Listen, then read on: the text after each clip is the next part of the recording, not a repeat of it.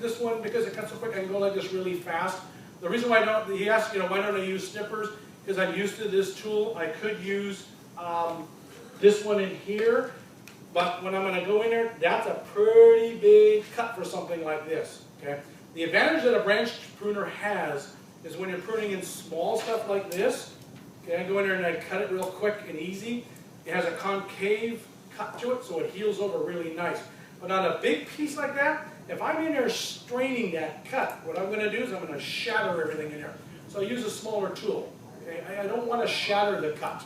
Okay? The mistake people make is when they're using the shears or the electric shears, they come in there and hedge them, they shatter all the wood. Okay? And then disease gets in there and breaks it.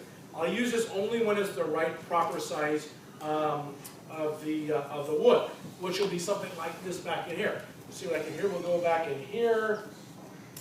You'll see a branch coming out here. Okay, see, that's okay. That's not a problem to do that. Okay, that's not a problem. And you notice that it's right on the collar, it's nice and clean. It's a good clean cut. Then we're going to look at this, say, down in here. There's a little bit of stuff going on in here. And I have a big branch going up here. Okay, so I'm planning to cut this tree not just for 1 year in advance. I'm thinking 4 or 5 years in advance. Hard for people to think that way, but that's the way I have to think. So when I'm pruning, I don't want this 5 years from now being way out in the no man's land. So I don't want that there, so I'll take that one off. Okay? And I get a little bit more aggressive on my cut in the beginning because I want it to get it to one heel over and give the chance. I don't want to come back here later, so I try to get a little bit more aggressive on the cuts on the tree. Not going to hurt it.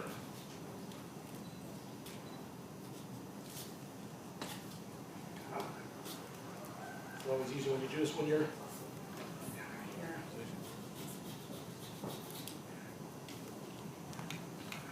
Okay, so we have that one there. We have a twist going all the way back under here. See how this one is kind of going crooked in there? So I don't like that, so I'll just kind of a little light cut like that. Open the tree up, and we're just going to kind of look at the tree. We never prune top down. Okay, we start working our way up the tree, and we'll look at certain things that are going on in here. We have a lot of interior stuff. We'll get a lot of the interior stuff out right in here. We've got a lot of mess going on in here. So where a tool is hard to get in here to reach, I'm going to take my branch pruner and go right in here. Open up. See how it's starting to look a little nicer in here? It's going to start looking a little bit better. Okay. Typically on the first pruning of a tree, percentage-wise, I might only take maybe 15% of its size the first year. If I know I'm going to prune this over a couple of years, I'll take a percentage now. Next year I'll come back and get a percentage later. I don't want to hit it so hard that some people around the flush like to hit it harder than others. I'm not as hard hitting on the tree. I want to come back and get it the second year to kind of work itself out. We have a lot of stuff going on in here. We'll get this out back in here. We have branching going inside. Could use a little bit of branching in here. A big mistake a lot of people make on their trees is that when you're walking up to a tree, especially a big maple, you stand up here and go, man, the branches are all sitting up at the top up there. Let the tree have some branching in here. It's okay. You want it to layer out and spread out like this. If the tree's supposed to go out this way, let all the layers go in there. This tree grows more upright because you need to understand what this one does. So when it grows more upright, I want some branching working itself all the way up to the top of the tree. You don't want to cut there. Basically, we don't want to have anything down here. Okay. If it's like this, it's going to look pretty barren. Okay. So I don't want to do that. So I'm going to leave some structure in here for later. Okay, we're going to work our way up in here. Some fussing going on. Going to branch it out. Take this one, add up for later.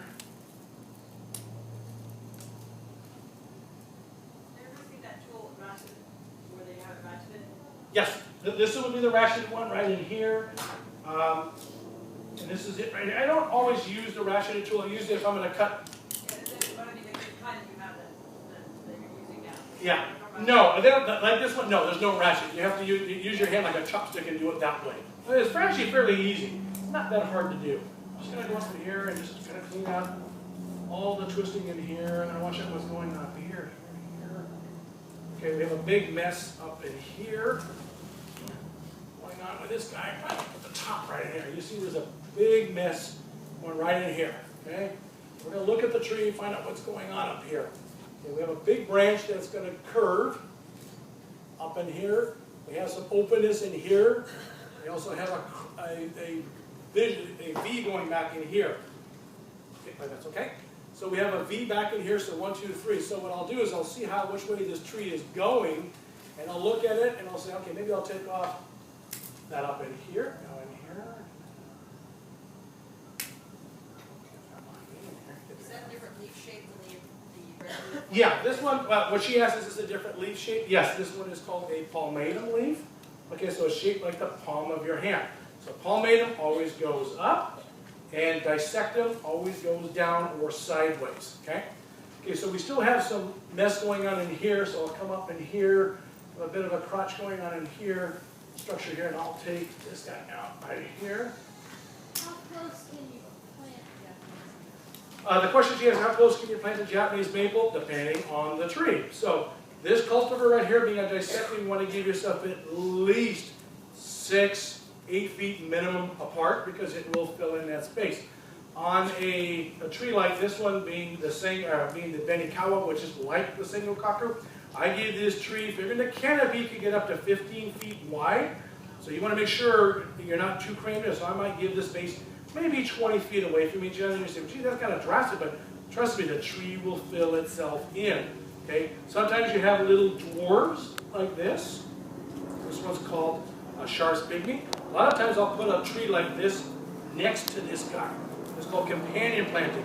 Knowing that this little guy's only going to grow maybe 2 or 3 feet tall, maybe 2 or 3 feet wide, I can get that within its boundary of, let's say, 4 feet. Okay, so sometimes you can put companion maples around them, or companion plants, which might be an azalea, a camellia. Now, when you're planting azaleas and camellias and rhododendrons, rhododendrons do carry verticillum wilt. They are a carrier.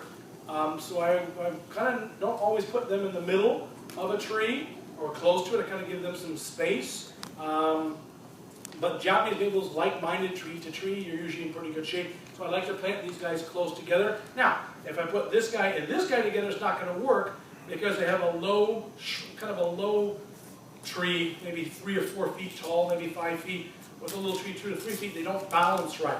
So typically I like to do a big maple with a smaller maple. Like the times I like to do different colors. So this is a red leaf or a green leaf. I want to put a red leaf down below. Okay? You can take this dissectum and put it close to it. Okay, so maybe 6 feet away, a little further away than the Shar's pygmy because this guy's going to spread out. It's all right to spread the trees out a little, okay? Because it kind of is nice to have some different kind of maples in there. Are there any other questions too? Yes. I have a multi-trunk. Okay. It's very full. So Yes. can I trim out all the little ones? Yeah, like what I'm doing in here, we're going to kind of go out there and trim all the little branching. You want it to be opened up and nice. You definitely want to leave branching going out low. Don't trim it so high up that you're constantly looking up at the tree. You want it to look down. In the Japanese way, it's very simple and layered. It's like I call it like a crane or a crow fly, a crane going through it. The branches should go up and down really smooth. The mistake people make is they cut them too stiff, so the tree looks like it can't go anywhere. Let branches go out. Okay. A lot of times we'll have branching that'll go out, and let's say we'll take this guy. I'll show you an example. You'll have a branch going out, but a branch going underneath like this. We'll take the underneath one out so this guy can just carry softly out. Okay? We want it to keep moving outward. Okay, if anything's going up, inward, outward, we want to get in there.